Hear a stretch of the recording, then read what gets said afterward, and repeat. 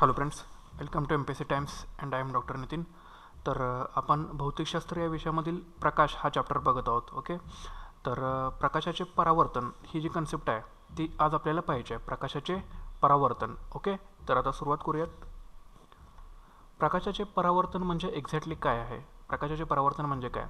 तर एखाद्या अपारदर्शक पृष्ठभागावरून प्रकाश किरणांच्या परत फिरण्याला प्रकाशाचे परावर्तन असे म्हणतात. ठीक आहे, म्हणजे एखाद्या अपारदर्शक पृष्ठभागावरून प्रकाश किरणांचे परत फिरणे म्हणजेच काय? प्रकाशाचे परावर्तन होणे. ओके, आणि ज्या वस्तूवरून प्रकाशाचे परावर्तन होते त्या वस्तूची छाया किंवा सावली ही तयार होते. राईट, म्हणजेच एखादा अपारदर्शक असा पृष्ठभाग आहे, त्यावर समजा प्रकाश किरणं पडली आणि ती ज्या वेळेला परत फिरतात तर त्यावेळेला आपण त्याला काय म्हणायचं? प्रकाशाचे परावर्तन. आणि ज्या वस्तूवरून प्रकाशाचे परावर्तन होते त्या वस्तूची छाया किंवा सावली ही तयार होत असते. ओके, एवढं समजलं? नेक्स्ट.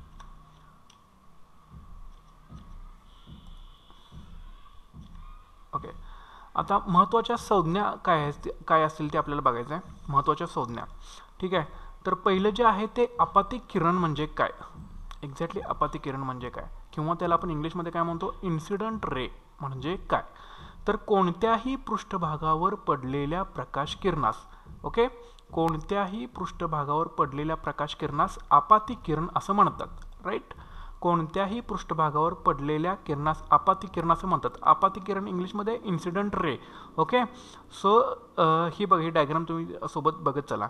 ठीक आहे, तर हे जे आहेत आता हे आपातिक किरण आहेत, ह्या पृष्ठभागावरती पडत आहेत म्हणून आपण त्यांना काय म्हणायचं? आपातिक किरण.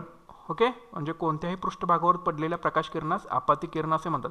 म्हणजे हा सपाट असेल किंवा खडबडीत असेल. ठीक आहे, ह्या पद्धतीनं म्हणजे हा जो प्रकाश किरण समजा पडतोय तर याला आपण काय म्हणायचं? आपातिक किरण. राईट, नेक्स्ट आहे आपातबिंदू. ओके, तर आपातबिंदू म्हणजे काय? तर पृष्ठभागावर प्रकाश किरण ज्या ठिकाणी पडतो, पृष्ठभागावर प्रकाश किरण ज्या ठिकाणी पडतो त्यास काय म्हणू? आपातबिंदू. ओके, सो समजा आता पृष्ठभाग इथं आहे आपला, तर इथं समजा पडतोय तो, तर आपण त्याला काय म्हणायचं? आपातबिंदू. ज्या ठिकाणी पडतो त्यालाच आपण आपातबिंदू असं म्हणायचं. राईट, नंतर आहे परावर्तित किरण. ओके, तर अपारदर्शक पृष्ठभागावरून परत फिरणाऱ्या प्रकाश किरणाला परावर्तित किरण असं म्हणतात. अपारदर्शक पृष्ठभागावरून परत फिरणाऱ्या प्रकाश किरणाला परावर्तित किरण असं म्हणतात, किंवा त्याला आपण रिफ्लेक्टेड रेज म्हणतो. असे ज्यावेळी किरण पडतो त्यावेळी त्याला आपण म्हणायचं आपातिक किरण, आणि पृष्ठभागावर पडून परत फिरतोय तर त्याला म्हणायचं आपण रिफ्लेक्टेड किरण. ओके, आता स्तंभिका. स्तंभिका म्हणजे एक्झॅक्टली काय? ओके, स्तंभिकेला आपण नॉर्मल असं म्हणूया. तर स्तंभिका म्हणजे काय?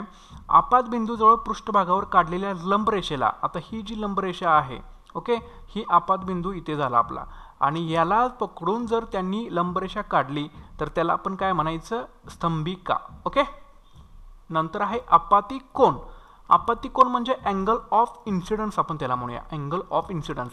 आपातिक किरणाने स्तंभिकेजवळ केलेल्या कोनाला आपातिक कोन असे म्हणतात. राईट, आपातिक किरणाने स्तंभिकेजवळ केलेल्या कोनाला आपातिक कोन म्हणजे ही स्तंभिका आणि ही आपातिक किरण, ह्या दोघांच्या दरम्यान जो कोन तयार होतो त्याला आपण म्हणायचं आपातिक कोन म्हणजेच angle of incidence. Okay, next आहे परावर्तित कोन.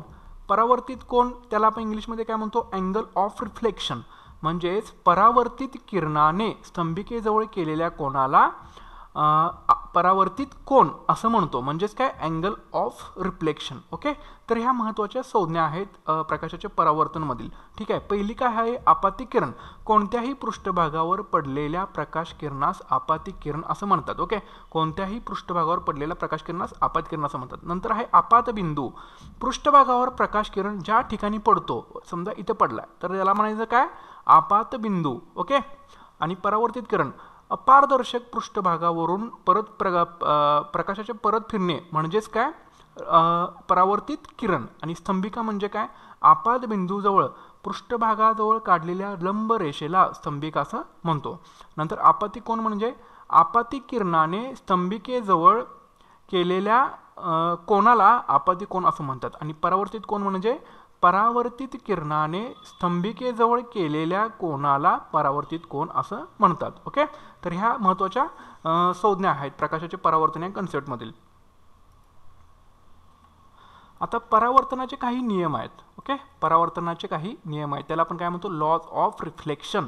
ओके, तर पहिला नियम असा आहे, आपाती किरण, परावर्तित किरण आणि स्तंभिका. लक्षात ठेवा, आपाती किरण, परावर्तित किरण आणि स्तंभिका ह्या नेहमी एकाच प्रतलामध्ये असतात. ओके, आपाती किरण, परावर्तित किरण आणि स्तंभिका नेहमी एकाच प्रतलामध्ये असतात.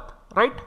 नंतर आपाती किरण आणि परावर्तित किरण म्हणजे काय, आपाती किरण आणि परावर्तित किरण नेहमी स्तंभिकेच्या विरुद्ध बाजू. समजा ही स्तंभिका अशी आहे, तर आपाती किरण इकडे आहेत आणि परावर्तित किरण आहेत ते इकडे आहेत. राईट.